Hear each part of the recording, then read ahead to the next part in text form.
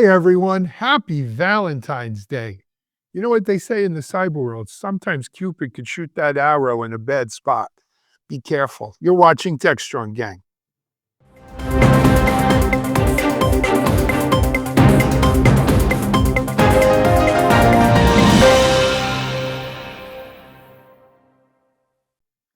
Hello everyone, happy Friday, Valentine's Day.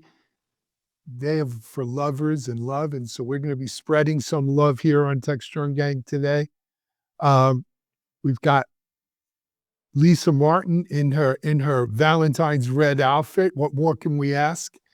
Got a lot to go over though. There's a lot of news going on out there, and we're doing our best to keep aware of it. But remember, Techstrong Gang's only one piece of the Techstrong puzzle. Look, we have 7 or 8 now major sites: DevOps.com, Security Boulevard, Cloud Native Now, Techstrong ITSM, Techstrong.ai, Platform Engineering.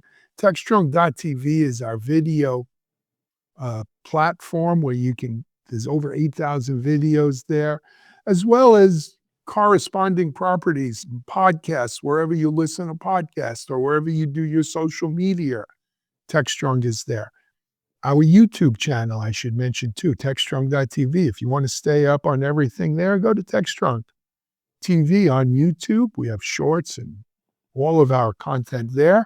And coming to a TV screen near you, our OTT channel will be back up shortly on Amazon Fire Stick, Roku, and Apple TV. So if you're bored at night and you want to catch up on the latest, we got you covered. Anyway, let's jump into our gang for today's show. We've got a full house of really smart people who are eager to jump into things. We'll start out west. Well, we got to go to the royalty first. Keeping his eye on Silicon Valley, he's our editor-at-large there, John Swartz. Hey, John, how are you? Hi. Hey, how's it going, gang? It's a dark and stormy morning in Silicon Valley, and it's very windy too. Glad to be here, though. Well, you guys need the rain, and sometimes there's a saying about that, something about, well, it's a little early for April showers and May flowers, but there's another one. You've got to go through the storm before I don't know. I tried. Let's move on. I mentioned earlier she's the lady in red today for Valentine's Day. She's our resident expert on marketing and host. She'll also be hosting with us at the RSA conference later this year. Check it out there. It's the one and only Lisa Martin. Hey, Lisa, how are you? Hey, Alan, I'm great. Happy Valentine's Day, everyone. Happy Valentine's Day to you, Lisa. Just going along the bottom of my screen as it plays out, we're next going to move not to Houston, but to Austin, Texas. We have a problem, Houston. He is the Futurum analyst as well as CTO co-founder over at Visible Impact, a Futurum company. Our friend Guy Currier. Hey, Guy, how are you? Great, and it's great to be here. It's great to have you on. As always. Always great to have you on. And then moving up from Texas, high atop the Rocky Mountains, where has his Rocky Mountain high, but he doesn't look high. It's early in the morning. He's Futurum VP, DevOps, security expert, and my friend Mitch Ashley. Hey, Mitch, how are you? You're on mute. Thank you. I'm cold. It's 0 degrees here in Colorado. Dang. But good to be here. Warming up in front of the fireplace, the microphone, the computer, got the computer fan running on high, warm up my hands. We'll be good. Very cool. All right. And then moving over from Colorado all the way east to upstate New York, where like Rip Van Winkle once fell asleep even, or near there anyway. Yeah. He's our chief content officer, Mike Vizard. Mike, was it so Rip we discussed in a previous show whether Harrison had anything to do with 2 presidents. Turns out the answer is either one, and was founded long before either one of those presidents was born, and involved a fella named Harrison who apparently in a shady deal grabbed some land from the town of Rye and started the town of Harrison, and here we are. But it goes back to the pre-revolutionary days. So, but British, not Dutch. British, oh, absolutely. I always liked Rye, but for most of me and my friends on Long Island, there was only one thing we knew about Rye, and that was Playland.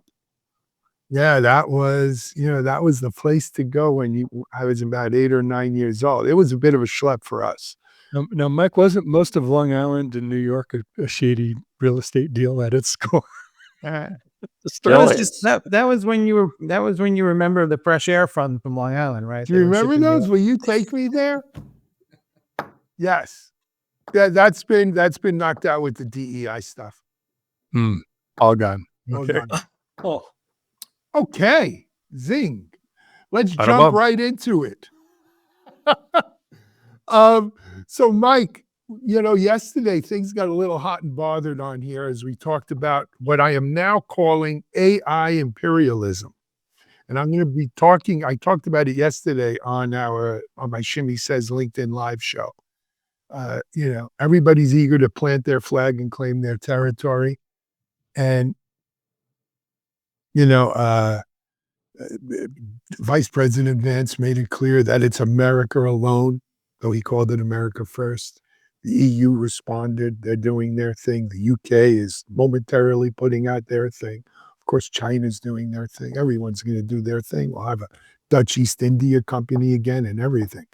But part and parcel was a follow-up to AI regulation, of which the EU was the flags bearer there. You want to set this up? Yeah, I'm going to let John kind of set us up, but it seems like the EU has stepped back a little bit. What's going on here? yeah. We mentioned JD Vance, and so he made his big address at the AI summit in Paris, and I'll quote him, said, "I'm here to talk about AI opportunities. The AI future is not going to be won by hand-wringing about safety." Well, evidently he's onto something, because the European Union Wednesday abruptly dropped 3 draft rules on tech regulation, including AI liability. They also were looking at regulating patents. That went by the wayside. Online tracking technologies modeled after GDPR, that's gone. In a sense, they backtracked. And actually, to make things even more interesting, they laid out several plans as part of a 2025 program. And if you look at the plans, they all, in one way or another, accelerate AI development through something called an Innovation Act, a Cloud and AI Development Act, AI Continent Action Plan, Apply AI Strategy. In a sense, they are backing away from regulation. And in a sense, there are also 2 major projects going on. There's the one from France that's about $112 billion. And then there's yet another EU plan to stake their claim. So in a sense, we talked about the robber barons and land barons, land rush. It's going on there as well as it is going on here. This is a And it worldwide. shows, It's a brave. yeah, It's it's a going on new world. everywhere. It's a new world. It's a new world, right? So everyone's got taking their flag, and I think this is a continuation of what we talked about yesterday. It's a free for all, and it's a little bit disconcerting. I mean, to say the least. Well, I think we're experiencing not just a retreat from regulation. What we're doing is coming out of turn 4. Everybody's got pedal to the metal on the throttle of AI, and it is a balls to the wall race to the finish. No holds barred, right? In WWF, whatever your analogy is. I mean, that's what we're in. This is I don't care how many people or nations I step over, we will be at the winner at the finish. And everybody else is thinking, oh my God, what do we have to do? Let's shed all this stuff that was, turning Apple away from bringing Apple Intelligence to the EU. We're not going to do that anymore. So it's a different They're going to world. bring it to China. Yeah, they're going to bring it to China, right? Mhm. But I was going to say one thing. The only company that anyone seems to be eager to regulate or to ban in any form is DeepSeek. That's taking place in the U.S. and in Europe. So it's almost like a geopolitical situation as It's well. absolutely, make no Absolutely. mistake, this is geopolitical. And I would say more than the robber barons, this is more akin to when Columbus came to the New World and the European powers that be all rushed to plant their flag, stake their claim, and send some of the second and third sons over to because possession's 9/10. You I know, think it's more akin to dropping napalm, on everybody else while you well, go they may the be trying to top of the do hill. that too, but if you get a chance, watch my Shimmy Says from yesterday on this, because the real question for me is what's really the prizes here? What are the in the New World Rush, it was land, timber, gold, and a fountain of youth. What are the prizes in this AI?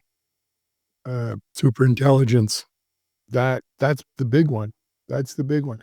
Anyway, I discussed it there. It's an interesting thing. And John, I want to just get something straight though. The AI regulation that was already passed, has that now also been rolled back? Or was this No, new it's AI? it's still in effect. The EU AI Act, it's still in effect, but they were going to go above and beyond it and build off of it. And in a sense, it was working. But I wonder if the calculus is, look, Trump's in office. Uh, they are unleashing this. Stargate got their attention and really, I think, scared them. The other thing is, a lot of these things that they dropped by the wayside had been kind of discussed for a couple of years, so they were considering them, and now they've been kind of tabled. Basically, that's what they did say about the Liability Act. It's been tabled, which means basically it's probably not going to see the light of day until something significant Well, happens. until they feel Um, like they have a consensus to approve it. I think the real issue is that they realized the individual nation states were not going to approve it. And I think there was tremendous pressure being brought to bear in terms of money by big tech, right? In yeah. conjunction probably with Well, the administration. that's a huge part of it is the lobbying effort by big tech, right? Big tech has become as effective in terms of lobbying, not just in the US, but worldwide. And that was one of the reasons why these European draft plans were put on hold, or if not ditched. Well, I think we're going to see a retrenching also of the punitive damage or the fines and penalties from the EU AI Act. They're going to enforce that. They're very draconian. I think they're going to You back think they'll totally off. let people bribe foreign officials? You mean let? Well, they As won't in, prosecute it her. might It's happen. okay now. I thought it was already okay. As of what day was that No, last no, week? but not in the EU. They still have Oh, morals. They think What they in the do. U.S.? No. Yeah, I think what Mitch is referring to, and maybe you as well, Alan, is the Attorney General of the United States, Pam Bondi,'s declaration, I suppose, within the Justice Department that no foreign agent, so-called FARA, foreign agent lobbyists, illegal foreign agent lobbyists, whatever, are going to be No, cases are going to be it's okay pursued to or bribe investigated foreign anymore, officials. That's what it comes down to. or I to think be, or for U.S. we're gonna officials to see be a wave bribed of by. populism soon, and it's going to play out like this. And populism is what we're currently dealing with, and this is how we got here. But it's hard to control populism, and you're going to see yet another populist emerge, turn AI into some sort of political campaign, and say, "Yeah, guys, the reason we're all suffering is because the existing leaders sold their souls out to these big tech guys and all these other folks, and then they're going to Off with lead their a heads. populist voting campaign against Macron in France, probably, and then we'll start it out there, and then we'll go to all these other countries." And it's just going to be wave after wave in this stuff because we didn't take a minute to think about how to apply it in a way that people will understand. So I think the seeds of chaos have been sown here. Let them French eat cake. Revolution all over Let again. them eat cake. Right. Mhm. It also in a sense encourages. We talked about this yesterday about selling security as an asset or as a feature of AI. That this is just unbridled. You come up with the fastest, biggest model as soon as possible. Security be damned, risk be damned. It's full throttle ahead, Well, that and I that think this that's plays into it. so that's a question I have. Where are the 100 scholars and experts and leaders who said that we have to put the brakes on? And mind you, whose John Hancock was the big one on that 100 scholars, right? Our boy Elon doesn't stop him from bidding 100 billion for AI. What, to slow the brakes down on that too? You spell that with a capital H, a capital H. Well, you saw the judge pretty much toss the Elon a dig where he said, basically, let me get this straight. You want to buy a company that you're complaining about is not for the public good so you can make money on it. And he was just basically, saying you're kind of He's argued, yeah, he's argued both sides about AI. It's so hypocritical. That whole Yeah, no. play. Well, Elon does whatever's best for Elon. We know that. Whatever he wants. So why Whatever's wouldn't you put him in charge of $1 trillion government? But on top of that, though, what about the other 99 people who signed those letters? I don't hear any of them speaking out. You would think There's a lot of people now. There are a lot of people who are not speaking out on a lot of different issues, right? I mean, we can go beyond tech. We won't, but there's just this era of silence, and that's something that I'm glad you addressed yesterday, Alan. The idea of speaking up and making your stand and kind of being not afraid to speak up. And I think that's probably one of the reasons why when we first saw Vance's comments, we're thinking how brazen, but in a sense, he probably knew what was going on, obviously knew what was going on behind the scenes, and he was speaking to the room, and they're all falling in line. It's the strategy. It's a very conscious effort. I don't think it's by accident. It's very intentional. well, We're in. Well, I think Mike is right, though. I think we're in a kind of a stunned moment before there is a reaction, and it's roughly a popularly led reaction. I mean, I think about, for example, so we talk a lot about, at least privately, we talk a lot about how AI actually stinks at what it does to a certain degree. And you need human intervention and supervision and all that sort of stuff. But we tend to be talking about more complex tasks like generating code, generating images, generating language and stuff like that. But these same tools, including generative AI, when applied to a lot simpler tasks, can do them well enough. And the simpler tasks are being filled right now with human beings with simpler jobs, necessary and essential jobs. But if it's when this really starts to hit the fan, so to speak, is when those people are losing their jobs. I think I tend to say, don't worry, it's not so much you're losing your job. It's not so much about productivity, but I think my mind tends to be on this knowledge worker stuff. When truck drivers are losing their jobs because AI is driving the trucks now, when farmers or field workers are losing their jobs because robots can do them, and all that sort of stuff, that's the sort of thing that's probably coming sooner than artificial general intelligence, but that creates that kind of a popular movement and popular backlash. But Guy, that needs to be addressed. Guy, we saw this with the advent of the modern factory and assembly lines and all of that stuff, and the response to it was the rise of the American labor movement, right? You didn't have a strong labor movement prior to that. And that really gave rise, and a lot of people will tell you that's what powered the mid-20th century American dominance, was the rise of the middle class empowered by that labor movement. And maybe something like that happens. Who knows? You're already hearing from folks about it's getting harder and harder to break into a field on entry-level jobs because a lot of those things are being automated. And so there isn't these functions for people to go spend a year to get trained on something that may have to be addressed in college education programs or something. But the bar is moving already. That's a great point. When you think about people with entry-level jobs, right, which may include low-level tasks, and that's where this is kind of moving in terms of AI agents.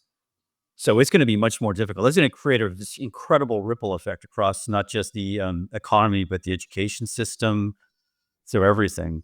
I think there's another big impact of this, and that is a move to what essentially becomes AI nationalism, where every country, if it's an all-out race to AI, AI isn't something you can, put a border around. It's going to be and is in everybody's products and services and technologies. So U.S. companies operating in European companies are going to be penalized or shut out or tariffed or whatever, and probably vice versa, because they want to favor their own national AI strategy. So I think that message was loud and clear. Headed down a path of very nationalistic behavior by countries, and That's AI what is the Macron dividing did. line. That's Macron what did it. Macron did when he announced his plan. He said, "This is our version of Stargate." So Right there, that's a cornerstone of Trump's whole economic plan with tariffs, is that our market represents the biggest prize on the board. And if you want to play in our market, you're going to have to make it here or sell it here or pay the piper or bend your knee. What he's missing is our market is a market of 330 million odd people, about the same size as the EU market. The market over in China has 1.5 billion people. The market in India probably has 1.6 billion. If we're going to say we just want to play in we're going to protect our market, don't think that these other people are going to let you play in their markets. And their market, long term, may wind up being a bigger prize. It's the It's a bigger market. deglobalization of markets is what it is. Yeah. So Yeah, that message was loud Exactly. and clear. The So the lack only- of collaboration and the competition. the only thing I would add to that, though, is if you're sitting in China or India, or you're asking yourself that a lot of the jobs that you have over there are more entry level type things or tasks that can be automated by AI. So are you in a bigger dangerous situation where suddenly half the population is out of work? Yeah, the difference between this and industrialization, Alan, is what industrialization did was it changed the economies out of a craft mode and into a mass production mode, and productivity goes up, and the same workers now are largely sort of being retrained at what you might call a higher level, higher order. AI replacement doesn't really work that way, and the people get out of work, and they're, I wouldn't say permanently out of work, but a large portion of them are. But there was that period in early on in industrialization, Guy, there was that period too. And I'll tell you something, Mike mentioned it. What you got here, you've got waves of populism, nationalism, a new style industrialization. You know what this is? This is the world pre-World War I.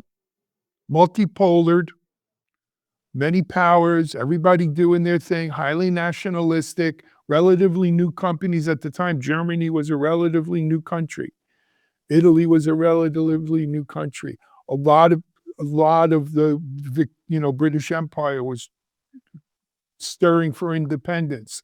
It took one bullet into Archduke Ferdinand, wasn't it, Mike? Archduke Ferdinand, and that set the tinderbox afire. And how many millions of people died. And I'm not saying that's going to happen here, but it's eerily similar in the brew that's brewing. Yep.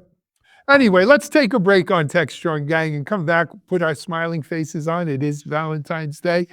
You know what? SAP, that cutting edge tech leader, is coming out with some AI agents. I can't wait to hear all about it. You're watching Techstrong Gang. Discover Techstrong Group, the epicenter of tech innovation. We're your go-to for reaching IT leaders and practitioners worldwide. Our secret? Impactful content that sparks awareness, engagement, and top-quality leads. With us, you'll access editorial websites, streaming videos, virtual events, custom content, analyst research, and more. Join our satisfied clients. Let's revolutionize your tech journey. Contact us today and tell your story to the world in the most powerful way with Techstrong Group.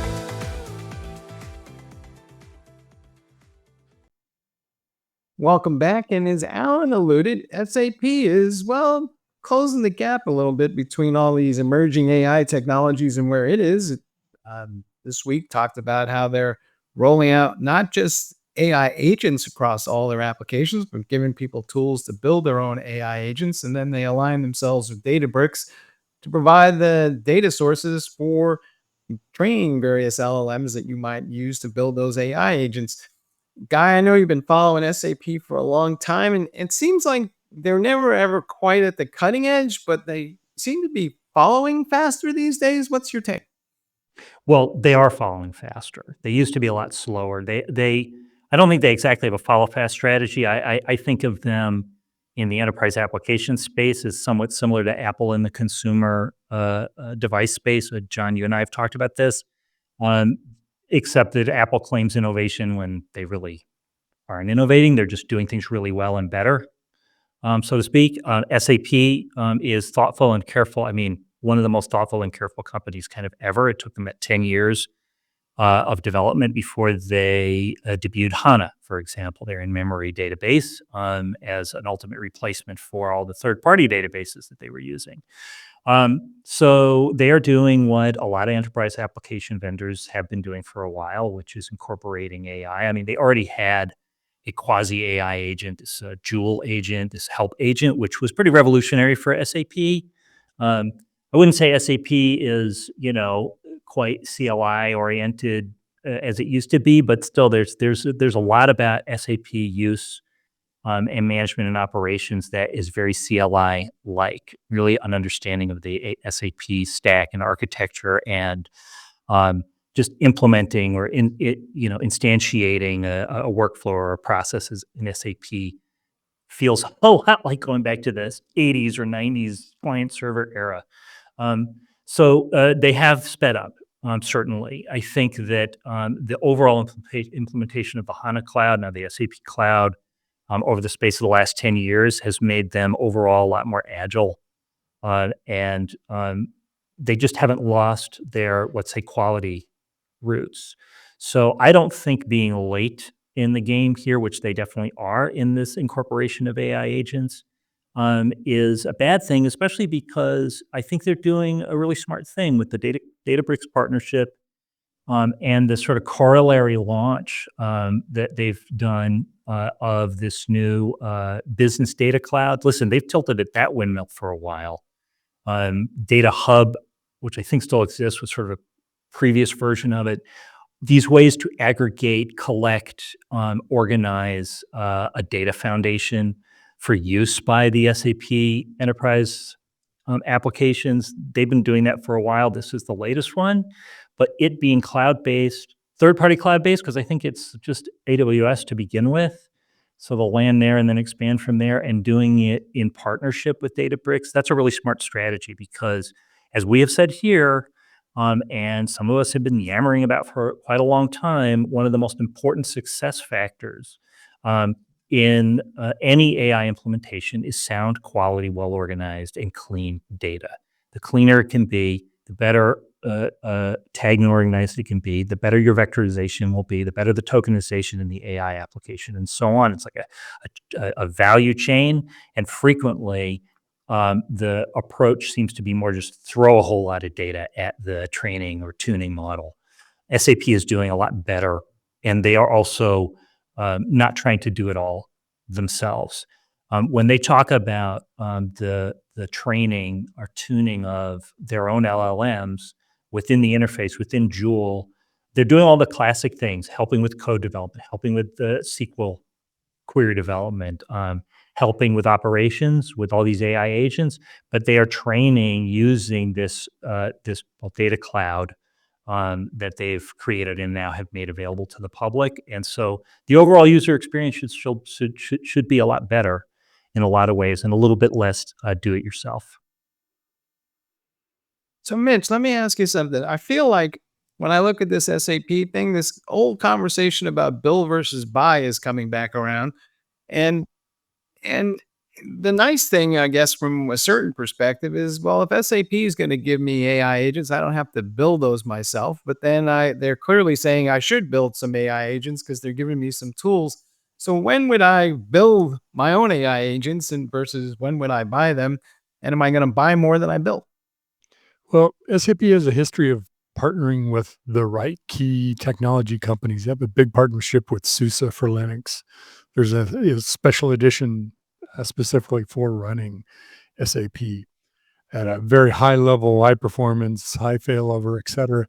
This is similar to that. And then with SAP partner with Databricks to essentially help them get their data house in order, as well as, not saying it wasn't, but take it to that level you need to do AI and LLMs, and without SAP having to go build all of this themselves. Plus, I haven't done the analysis, but I got to believe there's a big overlap in customers between the two, between Databricks and SAP. And I think So that would make it a natural affinity for them to work with. I'd be surprised if that wasn't the case. Because now you can go to market with this joint solution that both of your customers work, in a majority of cases. I got another example of that collaboration and partnership, Mitch, that I think is equally illustrative, which is Oracle. Used to be you had to have Oracle database to run SAP. HANA was sort of a play to get out of that particular partnership since there was so much competition, but the partnership remains. And there are lots of SAP stacks running right now using Oracle database. Databricks itself is somewhat competitive with a whole lot of what SAP has done over the last 5-10 years. But this is, like you say, a recognition of excellence and an incorporation of excellence for better customer and user and operator experiences for SAP. So that's another example of that smart strategy. Today's technology makes for strange bedfellows. It does. And who else is going to partner with Databricks to do the same thing SAP did? I wouldn't be surprised if we see some other companies pop up.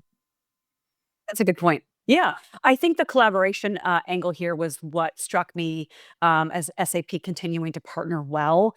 Mitch, you bring up a great point. There's probably a tremendous amount of overlap with joint customers. And at the end of the day, it's how can we help our customers build and leverage AI agents to make their businesses run faster, better, more successfully. So I think they had done a good job here with really putting the customer value and the customer outcomes in laser focus. I'd love to dig in more and see and understand more about the go-to-market strategy is going to be with the two companies. But I think ultimately there's going to be value delivered to the customers, and there's a lot of revenue opportunities for both companies as a result, most likely.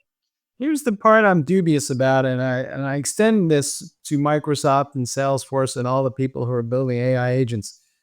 Are they going to price those agents in a way that is more expensive than for me to build my own AI agent that may be tuned to my specific processes versus, it's not clear to me what models these guys are using to price these AI agents, because I've heard everything from we're going to base it on consumption of some sort of AI resource to we're going to treat it like it's a virtual employee that you get to hire for a certain amount of time. And I think the pricing of all this stuff is still unproven what the right model is. And if I don't know what I'm paying for, what am I supposed to do? That's a great point. I think maybe it's early stages and we need to really figure that out. But ultimately is what's the value for the customer? And that's something that we'll have to be seeing here to determine what does dictate pricing. I think there's a bigger issue around agentic AI, which is I think we've made an assumption that this is the next great thing on the way to the next great thing. And is it really what people are clamoring for? Right? Have they digested just using generative AI and are now saying, okay, I want that next step. I want an agent doing this stuff for me. Or maybe I want to skip the whole generative AI thing and go right to agents. Or, is people's ability, the singular ability is people's ability to kind of internalize this stuff and synthesize it slower than that. And we are, at least to your point, we're way too early with maybe some of these agentic AI things. The same thing for Salesforce and Dreamforce. And it feels like we're getting ahead of ourselves with agentic AI, especially, right? I mean, they're anointing this as the buzzword of the year. They're leading. They're trying to convince us, but as Mike mentioned, in terms of pricing, we don't know. In terms of adoption, it's really hard to get any of these companies to pin them down to give you real examples, including internally. So yeah, you wonder if this generation is skipped to the next great thing. I mean, even NVIDIA is talking about physical AI. I mean, they're just jumping from one era to another, almost willy-nilly. I will point out something else that's totally unclear. It's how are we going to orchestrate all these AI agents? SAP kind of waved its hands and pointed at a knowledge graph, but I was like, okay, that's not an orchestration layer engine. And how am I going to manage 42 different agents across an end-to-end process to execute something, everybody's just kind of going, yeah, sure, we'll figure that out someday, but I'm not seeing the tool to do that anywhere. I think Google Well, has so, one so all these things Yeah, all these things come together because SAP's pricing model, at least for cloud, is a consumption-based model. So they give you the agentic AI for free, but can you just imagine the potential for bloat and unmanaged scale from an agent doing, what it thinks it's supposed to do? If it's a usage consumption model, you might make a lot of money at it. SAP might make a lot of money at it. Hopefully Yeah. you're making it by using it. Right. I mean, Go for to Guy's point, you would need a cap on the AI agent that said, if you didn't complete this task within 15 minutes, stop. Right. but Pretty that should be consuming number fairly of easy tokens. enough to do. Mhm. If you do, I it. asked, how I long, asked this- Alan? How long did it take for FinOps to come up? The story of cloud being cheaper than on-prem lasted way longer than the reality of it before. Well, a lot started to of be that was addressed. because the cloud providers kind of made their bills so damn difficult to figure out. You didn't know what you were spending. Anyway, all right. Look, SAP's not alone here. As we said, they may not be leading the pack, but they're not far behind, right? As we come into the home stretch, if you will, we'll see how it plays out. We're going to take a break here on Techstrong Gang. We're going to come back, and like the song says, love hurts. SecurityBoulevard.com is the leading resource for news, analysis, and education on challenges facing the cybersecurity industry. SecurityBoulevard.com covers all aspects of cybersecurity, including data security, DevSecOps, cloud security, application security, network security, security threats, and more. SecurityBoulevard.com has the largest selection of security content, featuring breaking news, blog posts, podcasts, and more. Visit www.securityboulevard.com to learn more. SecurityBoulevard.com, home of Security Bloggers Network. Hello, everybody, and we're back. And it feels like an annual event now, and it's not just Valentine's Day, but it's all the cybersecurity attacks that are aimed at folks who are trying to enjoy a nice holiday. And Lisa, I feel like this is yet another example of why we can't have nice things. What what is it that's going on here, and what are they trying to take advantage of? Because it almost seems like they're after people who are perhaps some of the most needy in our society, and they're being exploited. They are being exploited. There's two great song references. Love Hurts, and then you just made a reference to a Taylor Swift song. This is where we can't have nice things. I think that was about Kanye. But what we're seeing, romance scams just skyrocket. Some of the statistics are shocking. Comparatech did a study looking at 2024. Nearly 60,000 people in the US were scammed out of almost $700 million. That's hugely up from the year before, most targeted in the US. McAfee also is looking at this growing threat of AI deception in online dating. People are using AI in the weeks leading up to Valentine's Day to create fake profiles and personas, but it's allowing them to do so in a much more sophisticated and faster fashion. This is no longer the letter from the Nigerian prince with all these misspellings where you can clearly state it. It's becoming so sophisticated and so convincing that a lot of folks that are susceptible are falling for it. So people have to be extremely vigilant, whether it's online dating or it's even an offer from a retailer. Retailers need to be also proactive in determining and looking, are websites being copied with a slight domain name change so that they can alert customers on what they should believe and what they shouldn't believe. But I think it just goes to show that the cyber criminals are going to be using the advanced technologies for the nefarious act, which they're doing. And the more I think people in the generations that are online, I think that's probably why we're seeing these numbers go up. I mean, the 2024 to 25 jump was dramatic in terms of the people that are falling for this. I can't think of a better technology to emotionally manipulate people than AI. I'm thinking about these AI generated profiles, chatbots, deepfake videos. I mean, we already have people falling in love with chatbots in a weird way. The Washington Post has written about this. You just see this as an evolution of a way to take advantage of somebody who's needy, as Mike had mentioned. I can see just major damage, especially kind of all ages. It's just this is something that is territory we haven't really entered before. Mitch, you bring up Tinder in the chat here, and that's one of the apps that's most commonly duplicated. So people are unfortunately, falling for more of this. But the challenge is that there's so many convincing elements that people just kind of don't think about. You just have to be eyes wide open with whatever you're transacting. If it's online dating, if it's an offer from an e-commerce retailer, we have to be really careful. But I would definitely pause Tinder today.